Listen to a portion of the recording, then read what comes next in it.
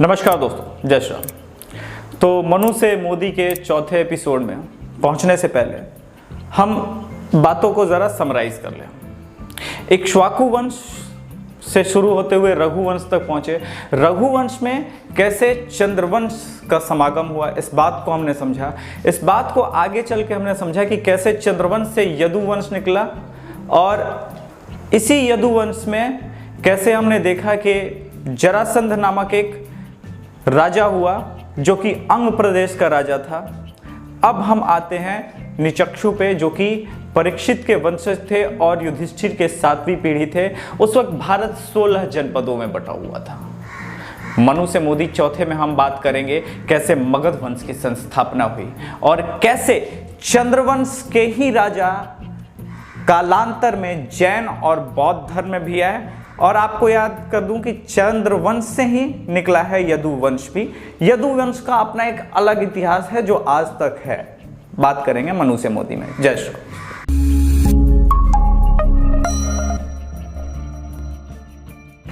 बुद्ध काल में शतनिक और उदयन राजा हुआ।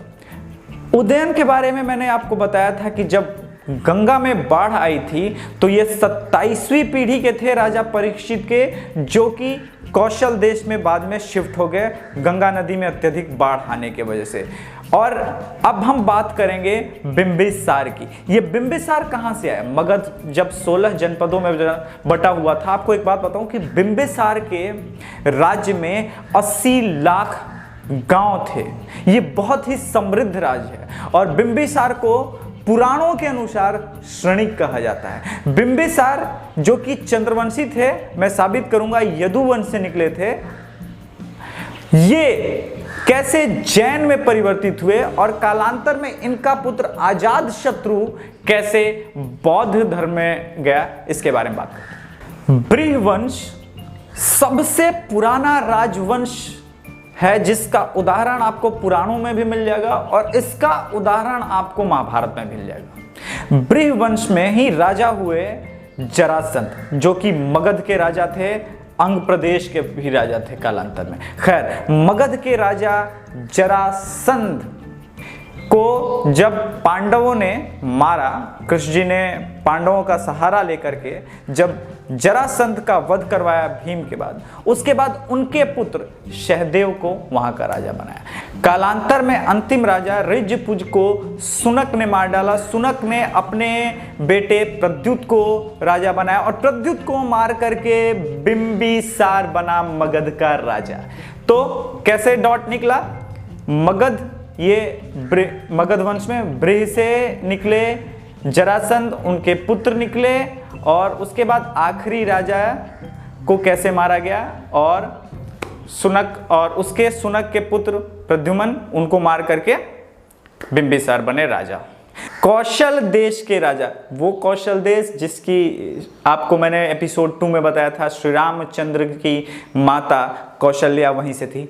कौशल देश की प्रसेनजीत की बहन के साथ शादी हुई बिंबिसार की। कालांतर में जब बिंबिसार को अजातशत्रु ने मारा तो अजातशत्रु से क्रोधित हो करके अजातशत्रु के साथ 2 लड़ाइयां लड़ी प्रसेनजीत ने, और प्रसेनजीत ने अपनी दूसरी लड़ाई में अजातशत्रु को हरा दिया। अब आपको नारी, और जिसको आजकल के लिबरल कहते हैं कि विमेन एम्पावरमेंट की शुरुआत मगध से ही हुई थी। और जब अजातशत्रु ने अपने द्रोहियों को दबाने के लिए वैशाली की एक नगर बधू थी जिनका नाम था आम्रपाली।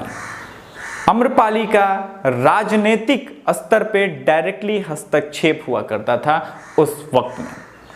आगे अभी हम बात करेंगे कि कैसे मगध में जैन और बौद्ध धर्मों का प्रचार प्रसार हुआ, जो कि सप्त सिंधु से निकलते हुए मगध वंश से निकलते हुए, जो कि चंद्रवंश और सूर्यवंश से आगे बढ़ते हुए एक नए 2 पंथ की शुरुआत हुई, महावीर और बुद्ध के बारे में। 563 ईस्वी पूर्व शाक्य कुल इक्ष्वाकु वंश में भगवान बुद्ध का जन्म हुआ। ये डेट याद कर लीजिए, ये क्रांतिकारी डेट है। 2 महायुद्ध, जब इक्ष्वाकु वंशज आपस में लड़े थे,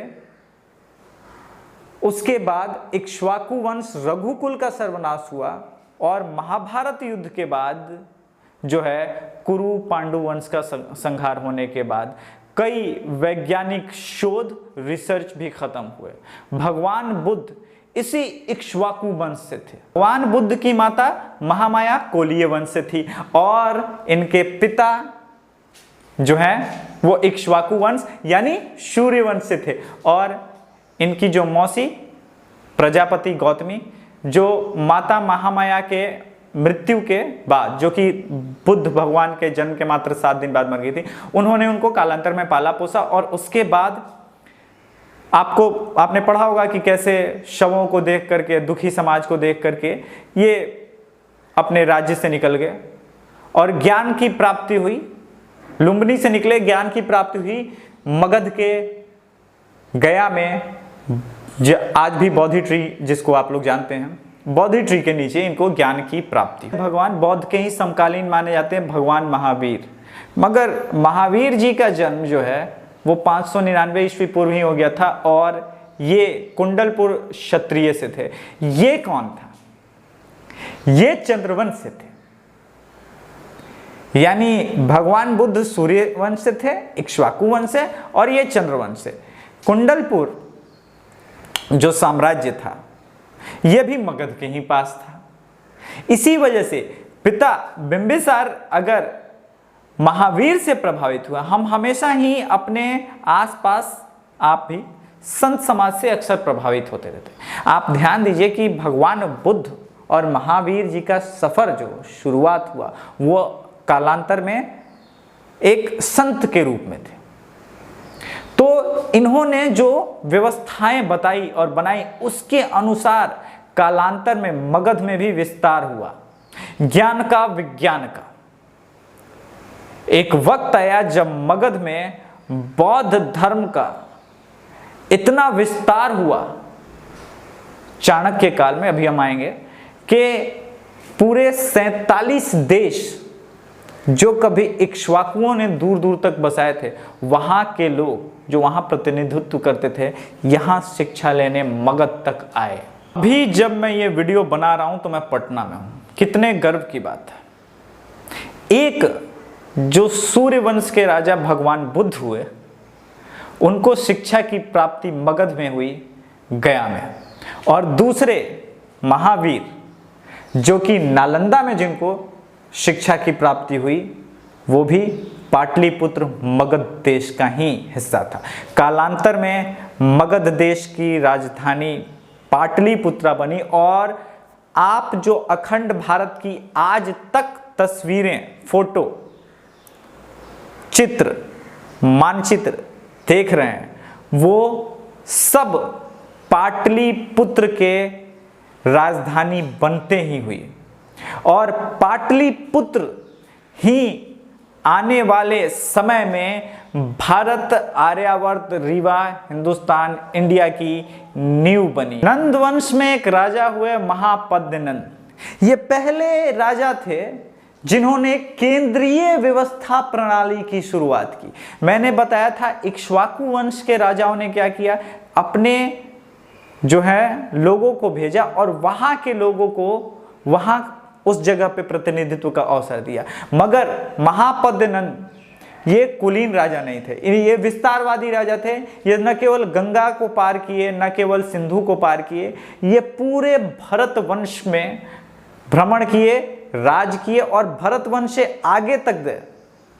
मैं बात कर रहा हूं आज के अरब की। खैर, नंद वंश में ये जो राजा हुए, इन्होंने इस चीज का त्याग कर दिया और केंद्रीय शासन प्रणाली बनाई। केंद्रीय शासन प्रणाली क्या कहते हैं कि मैं पाटलिपुत्र में बैठा हुआ हूं और मैं कंट्रोल करूंगा पूरे आर्यावर्त को यहीं से, अपने मंत्रियों को भेज करके। राजा नहीं बनाएंगे कहीं, अपने मंत्रियों को। तो ये सेंट्रलाइज शासन का शुरुआत था, और नंद वंश को ही समाप्त करके मौर्य वंश की संस्थापना हुई, चाणक्य ने कराई। इसके बारे में हम अगले एपिसोड में बात करेंगे। धनानंद के वक्त में पाटलिपुत्र बहुत सारे जनपदों में, महाभारत भारत कह सकते हैं, बहुत सारे जनपदों में बटा हुआ था। धनानंद इस वंश का आखिरी शासक था और धनानंद के वक्त करप्शन और केंद्रीय शासन प्रणाली में जो खामी आई थी उसके बारे में बात करेंगे। और धनानंद के ही वक्त में नंदवंश कह सकते हैं एक तरह से चरम पे भी था, मगर पतन भी धनानंद के वक्त ही हुआ। जय श्री राम।